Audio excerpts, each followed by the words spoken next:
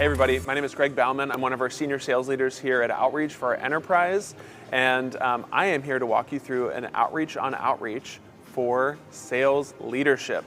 Today we're going to be talking about leading with data and understanding the number one question that I'm asked all the time: what is my team doing and how can I help them?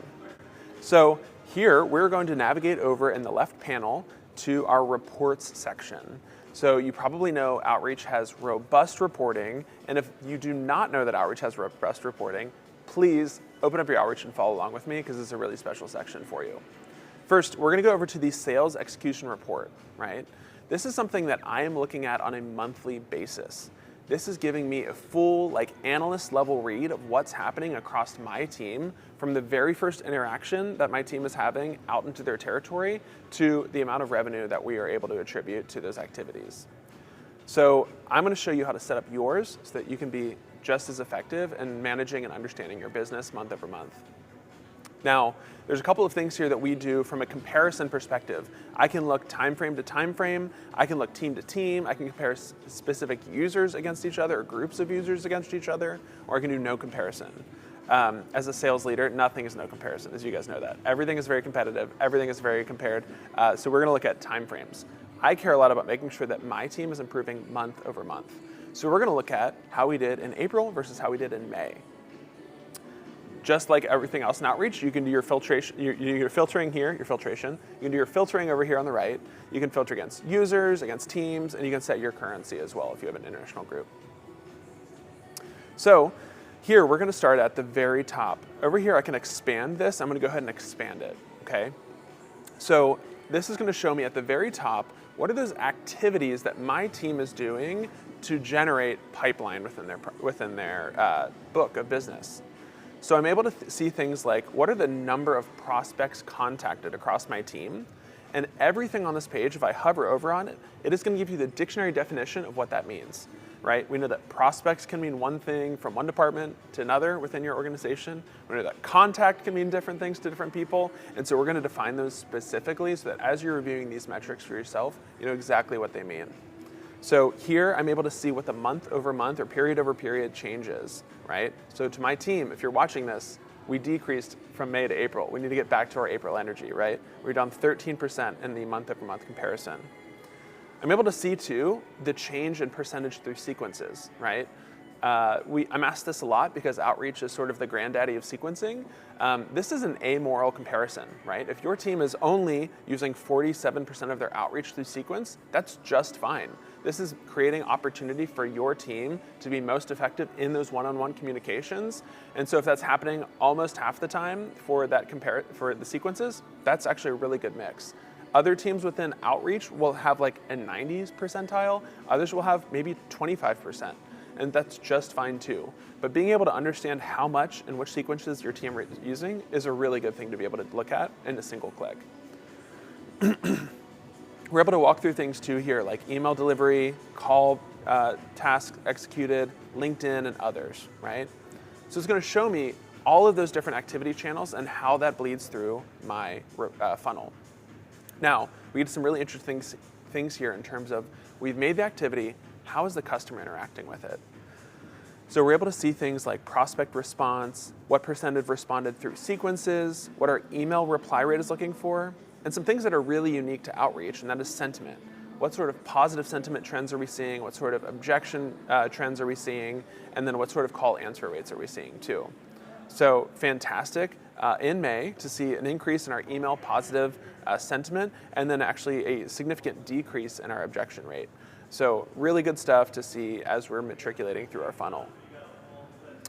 Next here we have once we've made the connection, what happens in terms of meetings, right? Meetings tend to be a really critical point in any sales funnel. So being able to understand here how many prospects have been invited to meetings, what sort of meetings, what percentage of those meetings are being booked and scheduled and held, and things like our hold rate. So it's tremendous here to see that our team's meeting hold rate stays incredibly strong, and that's really important for me and my team that we're watching that. And then finally here, we're able to understand opportunity creation metrics. How many opportunities have been created? What percentage of that through sequence? What sort of revenue can we attribute to the work that we were doing that month? And what sort of closed won revenue can we see from that period too? So really, really awesome data here. If you're not making this part of your last Friday of the month cycle, I would highly encourage you to do this, and you get a lot of the really good outcomes from that. Now, some of the things that I'm looking at on a weekly, and if not daily basis, is my team performance summary. So we're gonna go back over to the menu here, and you'll see the team performance report on the dashboard. And so here, it's really awesome for me to be able to quickly look and find out, what is my team doing? Are they upholding the KPIs that we've agreed upon and that they're charging towards each month? Similarly, it's got all of the same filter requirements. There's some really awesome things here, like being able to filter against persona. This is really important. My team is having our most effective calls above the line with sales leaders and operations and marketing and enablement leaders. And so I can filter specifically against that to see how my team is doing. But for the purposes of this demo, we're just gonna look at it more broadly. Outreach's AI and machine learning is able to help me say, we're on the 9th day of June here. Based on how many meetings we've already created and booked for this month, how am I trending for the rest of the period?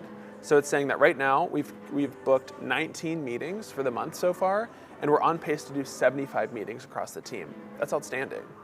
I'm able to understand some of those factors within that, like how many prospects have we added, how many prospects have been contacted, what our meeting conversion rate and contacts per prospect are. Even better, if I scroll down here, I can see from my team who is leading for these things. A number of these data points are great because they're clickable. So I can really easily click in here and understand, of those cumulative meetings booked, what sort of meeting types are they, when were they held, and who sort of attended those meetings. Similarly, I'm able to understand things like prospects contacted. For us, it's really important to understand the seniority level that my team is reaching out to. And so with Outreach's machine learning, I'm able to understand specifically what those people are. This is something that I'm capturing in my forecast call each week and saying, hey, these are specific personas and seniority levels that my team was able to set meetings with so that my leadership fully understands where we're having conversations and where we're not. Before Outreach, that was something that was constantly a struggle for sales teams to understand, who are we speaking to, why are they or aren't they converting, and what is my team doing to drive more of those conversations. Now I'm able to see all of this in a single place, just automatically captured. We have some more sort of smart things here too that our BI and analytics team has been really helpful in the past. Now they've helped create this in our platform. And so being able to understand things like meeting conversion rate, being able to understand things like response time, and being able to understand things like meeting held rate are really important for me. And the fact that I don't have to go to a new dashboard or a new sort of back office tooling for that and be able to see this in single space is really awesome for me as a leader. Now, it's awesome too for me to be able to look at this across a teams view. So if you're managing multiple teams, you can understand the team level performance for these things. And then also being able to understand from an accounts perspective, what are the accounts that you're booking these meetings with? How many prospects are you speaking to? So for myself as an enterprise sales leader, I've led strategic teams here at Outreach, and for the leaders in the strategic and enterprise team that I speak with in our customer base, this is really big to understand, okay, we need to make really big traction in company A and company B and company C. How can I keep myself and my team accountable to that? So lots of goodness here. If you haven't had a chance to use more data in Outreach to coach and manage your teams, I highly recommend using our sales execution report on about a monthly basis. And then I really recommend setting time daily and weekly to review the team performance dashboard. It's going to give you the specific coaching and actionable tips that you need to take to your sales team and to take to your leadership in terms of reporting what's happening within your business. Thanks so much for joining us on this Outreach on Outreach.